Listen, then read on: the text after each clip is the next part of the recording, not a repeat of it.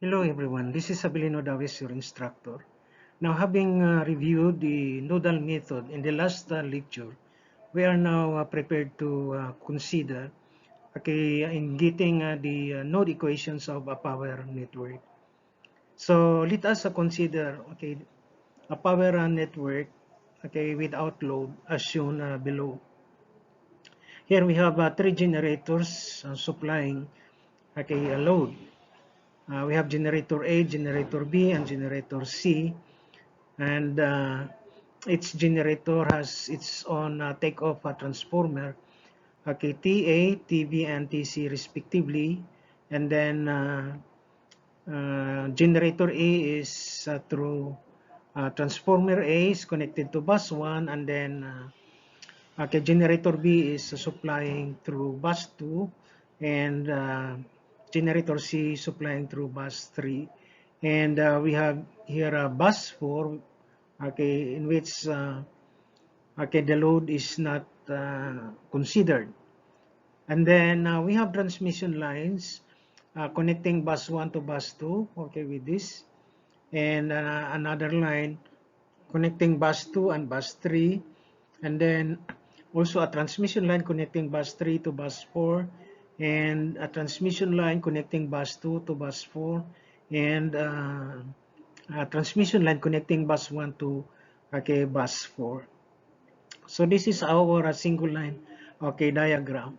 Our next step is to represent our equipment with their circuit or circuit models. So for a generator A, we have it's generated a voltage per phase is sub A, in series with its reactance XGA. And then now we have the reactance of transformer TA as XTA. And for a generator B, we have generated a voltage per phase as E sub B, and in series with its reactance 6GB, and then also in series with the reactance of transformer B.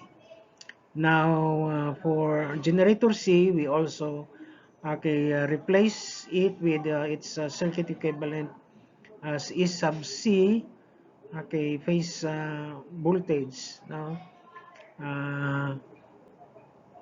in series with its reactance uh, X sub GC, and the reactance of transformer X KTC. And then for the transmission lines, we represent the impedance of the line as Z sub D. For the impedance of the line between bus 1 and bus 2. And between transmission line connecting bus 2 to bus 3 as it's represented by its impedance Z sub ZE. And then for the transmission line connecting bus 1 to bus 4, we replace it with its impedance Z sub F. And for the transmission line between bus 2 and bus 4, we have C sub G, and transmission line between 3 to 4, C sub H. So this is our impedance diagram after replacing all our generators with their equivalent network, and also the equivalent reactances of our transformers and transmission lines in their impedances. Next thing is we combine the because the reactance of generator A and transformer A and in series, we can combine them together and call it as Z sub A. And similarly, for the reactance of generator B and of the transformer B as C sub B, the reactance of generator C and transformer C as Z sub C. So we have this equivalent impedances, and for the transmission lines we have the same thing as before. Now then after combining the impedances of the or reactances of the generator and transformer, we notice that we now have a voltage source in series with an impedance, which by Norton's theorem we can convert this into a current source, okay, in parallel with the impedance. So for generator 1, okay, we convert this into Norton, so we have here I1 as the current source, okay, which is equal to E sub A divided by Z sub A, no, by Norton's current formula. And then this is in parallel with Z sub A. Now, similarly, for generator B, in series with Z sub B, we can convert this into Norton. Okay, so that we have a current source I2, which is E sub B divided by Z sub B, in parallel with the impedance E sub B, okay, connected to bus 2. And of course, with respect to the reference point or ground. Now, similarly for E sub C and C sub C, we convert this to Norton, so we have our current source I3, okay, which is equal to E sub C over Z sub C, and then we have our, in parallel with Z sub C. So, in this impedance diagram, we now have converted, voltage sources into current sources, okay, and we have here impedances. Okay, so of the lines and also of the a combination of generators and transformers. Now, I1, I2, and I3 are injected currents, okay, to buses 1, 2, and 3. No? So we call them as current injections, okay, to these respective, buses. Now, when using the nodal method, it is more convenient, okay, to use the admittances, okay, rather than impedances. Since Y is equal to 1 over Z, okay, we can convert our impedance diagram into an admittance diagram. Well, we still have the current sources I1, I2, and I3 as current injections to buses 1, 2, and 3 respectively. No? But the impedances are now replaced with their corresponding admittances. So YA here is equal to 1 over Z sub A, YB is 1 over Z sub B, and YC is equal to 1 over Z sub C. And for C sub D, okay, we replace it with its admittance, okay, which is YD, no? Equal to 1 over Z sub D, and Z sub E is replaced by its admittance YE. Okay, similarly for Z sub F, replace that with YF, and Z sub G replaced with YG, and Z sub H now replaced with YH. So we have now admittances in our network. Okay, now just like in the nodal method that we learned in the DC circuits, okay, we apply Kirchhoff's current law to the buses. Okay, and for bus 1, for example, and remembering that the potential of the bus or the node, no, which we had before, okay, we assume that the bus or node that we are considering, okay, is higher in potential than the neighboring buses, okay, so that the currents would flow from bus 1 in this case, okay, to the neighboring buses where we have connections connecting to bus 1. So then by Kirchhoff's current law, we can state that the summation of entering currents is equal to the summation of the leaving currents. Okay, so therefore for bus 1, for example, we have entering currents I1. Now, the currents, however, to other buses, for example, the current from bus 1, to ground, of course, flow from, bus 1, to ground. And for the current here in this admittance, would flow from bus 1 to bus 2. And the current here okay, would flow from bus 1 to bus 4 because we assume, okay, bus 1 to be of higher potential. So therefore, okay, our applying a Kirchhoff's current law at bus 1, we have entering current I1, and then we have leaving current, okay, YA times B sub 1. And for this, we have YD, okay, times, okay, V1 minus V2. Okay, the voltage difference V1, okay, is assumed higher than, okay, V2. So V1 minus V2 times YD.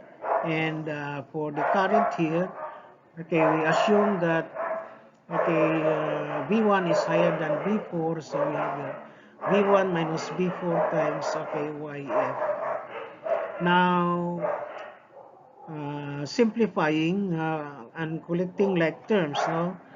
Terms containing B sub 1. So we have, okay, we have here, okay, and factoring at B sub 1. So we have here YA, and then we have also B sub 1 here with YD, and we have here YF, B sub 1. Okay, then YF, no, times B sub 1. So we have 3 admittances connected to bus 1. Okay, so we have YA plus YD plus YF times B sub 1, and then, okay, we subtract, okay, the voltages, okay, from, okay, the neighboring buses. So we have here minus YD times, okay, V sub 2, and then minus, okay, Y sub F times B sub 4.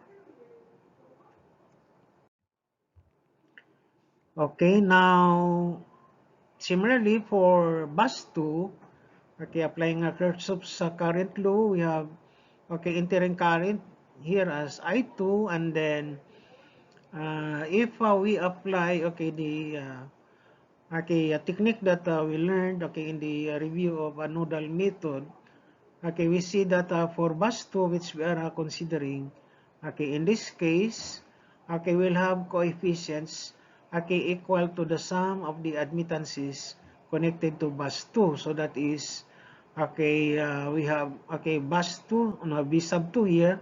Okay, we have admittances connected to bus 2 as, okay, YB. So we have this. Then we have YD. We have that. And then we have YG, which is this. And we have YE, connected to bus 3 times B sub 2.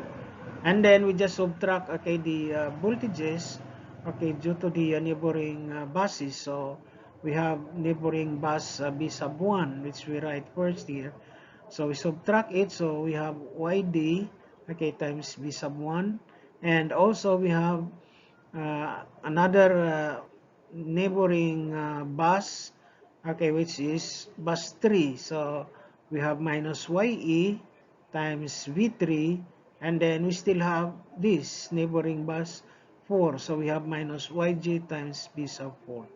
Okay, so just remembering the technique, okay, because we are considering bus 2, and then we just write V2 here, and then its coefficient would be the sum, okay, of the admittances, no, in this case. Well, actually, if we use the impedances, then we just have here 1 over Z sub B, okay, plus 1 over Z sub D, plus 1 over C sub G, and 1 plus 1 over Z sub E. Now, which has, okay, a form in the nodal method that we have shown before for our resistances. Okay, so since we are using admittances, so we're just, okay, adding these admittances, okay, to be multiplied, okay, by the voltage. Okay, now, and then of course for the neighboring, okay, we have this, okay, as we have seen. Now similarly for bus 3, okay, employing our technique, so we write, okay, V sub 3, and then its coefficients would be the admittances connected to bus 3. So the admittances connected to bus 3 are, okay, Y sub C for this, and then we have YE, okay, connecting bus 3 to bus 2, and then we have also YH, okay, connecting bus 3 to bus 4.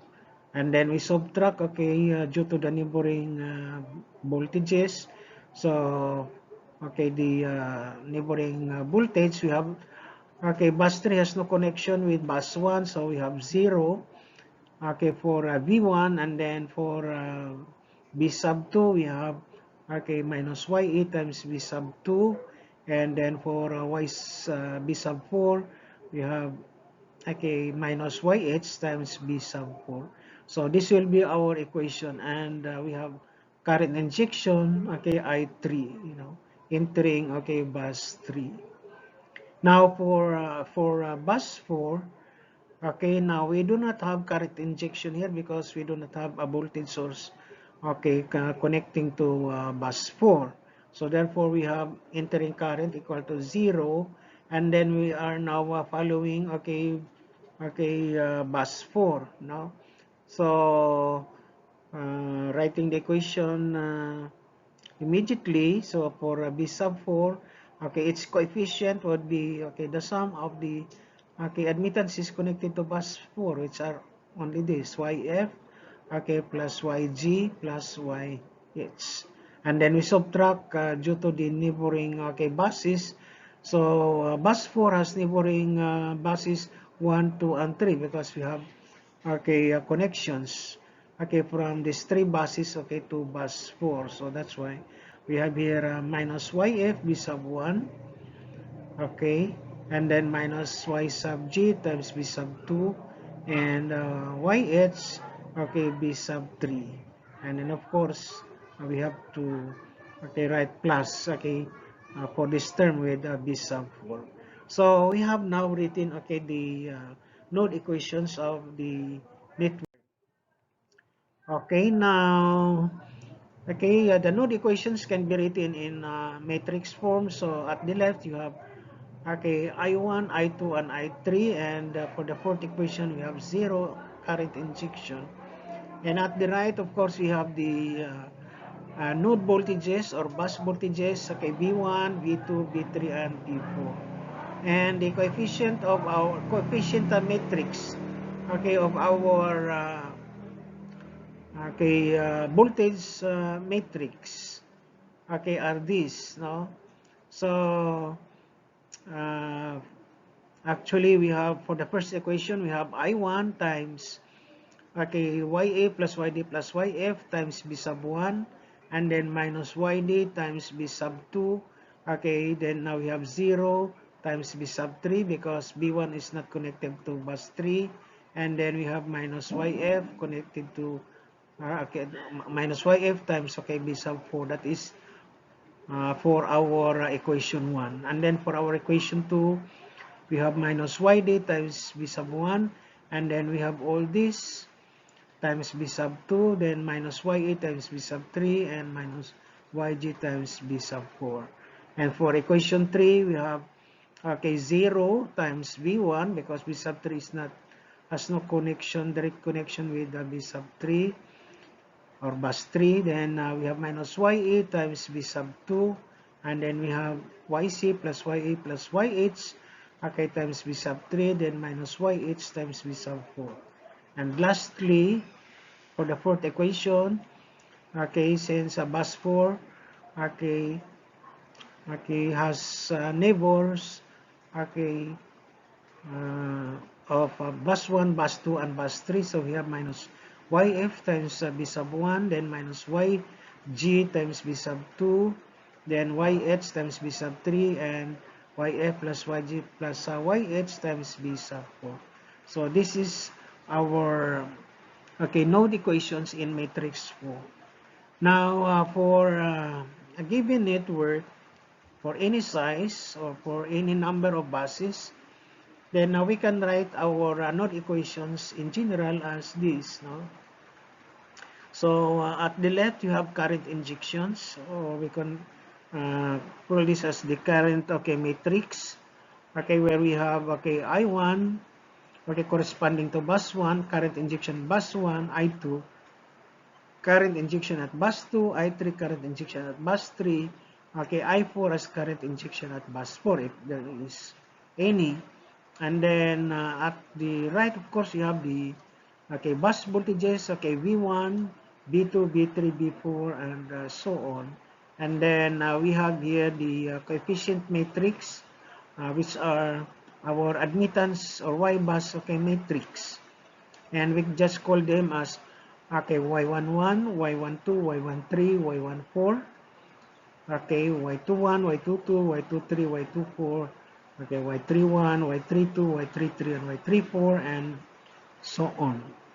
Okay, so in other words, okay, I1 is equal to Y11 times V1, okay, plus Y12 plus times V2 plus Y13 plus V3, okay, plus Y14, okay, times, okay, V4. Now, so we are taking, okay, considering these elements as positive, okay, although in the actual we have to indicate, okay, the proper, okay, sign of the admittances. Now, some of these admittances may be 0, just like in our example where, okay, this one, which is our Y13, is equal to 0, and this is also equal to Y31. Okay, so as we have seen, okay, that uh, this one is, okay, the coefficient matrix of our, okay, voltage matrix, no, is a square matrix, okay, with these, okay, elements. And okay, the diagonal admittance is, okay, Y11, Y22, Y33, Y44 are called, okay, the self admittances of the nodes or buses, okay, 1, 2, 3, and 4, no, respectively. Now, sometimes they are called the driving point admittances of the nodes. Okay. Now, okay, so these are our diagonal elements, no, or self-admittances or driving point admittances. Okay, now we have the off-diagonal admittances of the Y-bus matrix, and they are called as mutual admittances of the nodes, and they are symmetric, okay, with respect to the diagonal of the Y-bus, okay, matrix. Now, they are sometimes called as transfer admittances, okay, of the nodes. So, okay, so this is our diagonal, and these off-diagonal elements are symmetric, no? So, meaning, okay, Y12 is the same as Y21, okay, Y13 is the same as Y31, okay, Y14 is the same as Y41. Okay, then Y23 is the same as Y32. Okay, Y24 is the same as Y42, no? And Y24. Now, Y34 is the same as okay, 43. So, these are our off-diagonal elements, and they are symmetry. Okay, so